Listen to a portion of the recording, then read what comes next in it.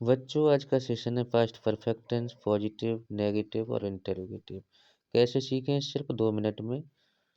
तो बच्चों, इसकी परिभाषा पास्ट इंडेफिनिट टेंस की बहुत होती है।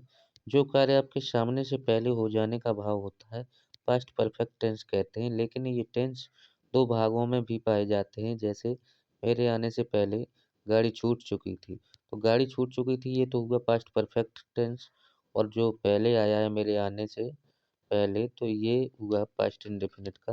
तो इसमें दो भाग पाए जाते हैं।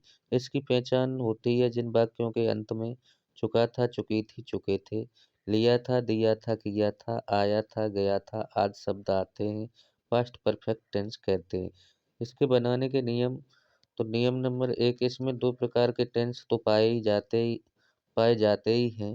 लेकिन पास्ट परफेक्ट के साथ साथ पास्ट इंडेफिनिट भी पाया जाता है, जिसे बी फोर के बाद लिखते हैं। नियम नंबर 2, कर्ता एक वचन हो या बहुवचन दोनों के साथ हेड का प्रयोग करते हैं और क्रिया की थर्ड फॉर्म का प्रयोग करते हैं, यानी पास्ट परफेक्ट के साथ। और पास्ट बी फोर के बाद पास्ट इंडेफिनिट टेंस की जो अंग्रेजी लिखते हैं उसमें तो वर्ब की सेकंड फॉर्म लिखते हैं। जैसे कर्ता प्लस हेड प्लस क्रिया थर्ड फॉर्म के साथ प्लस बिफोर या आफ्टर, उसके बाद पास्ट इंडेफिनिट टेंस। यानी डॉक्टर के आने से पहले मरीज मर चुका था। The patient had died before the doctor came. Come की जो है केम सेकंड फॉर्म होती है। नियम नंबर 3, नेगेटिव यानी नकारात्मक वाक्यों में नॉट को हेड के बाद लिखते हैं और कोई चेंजिंग नहीं होती है, वैसा का वैसा ही वाक्य रहेगा। मेरे पहुंचने से पहले गाड़ी नहीं छूट चुकी थी, तो the train had not gone before I reached. The train had not gone before I reached.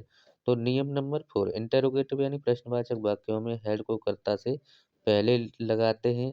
यदि वाक्य के बीच में क्या, क्यों, कहाँ, कैसे आदि सब प्रश्नसूचक शब्द आए तो उनकी अंग्रेजी हेड से भी पहले लगाते हैं और नहीं की अंग्रेजी कर्ता के बाद लिखते हैं।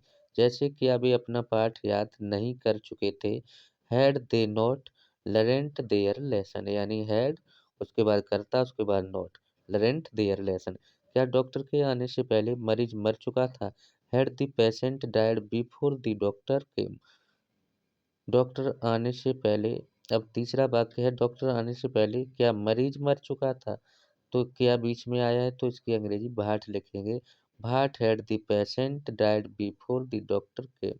अब आपको दो टेंस ये दे रहे हैं जो इसकी अंग्रेजी आप कमेंट सेक्शन में हमें ज़रूर देंगे। वो टेंस क्या है? नंबर 1, क्या मैं अपना पाठ याद नहीं कर चुका था। नंबर 2, क्या तुम्हारे आने से पहले गाड़ी जा चुकी थी। इन टेंसों की अंग्रेजी दोस्तों ध्यान से हमें कमेंट सेक्शन में ज़रूर लिखेंगे। अगर आपके समझ में नहीं आया है तो भी हमें कमेंट सेक्शन में लिखेंगे, तो हम दोबारा आपको वीडियो रिलीज कर देंगे। धन्यवाद, फिर मिलते हैं अगली वीडियो।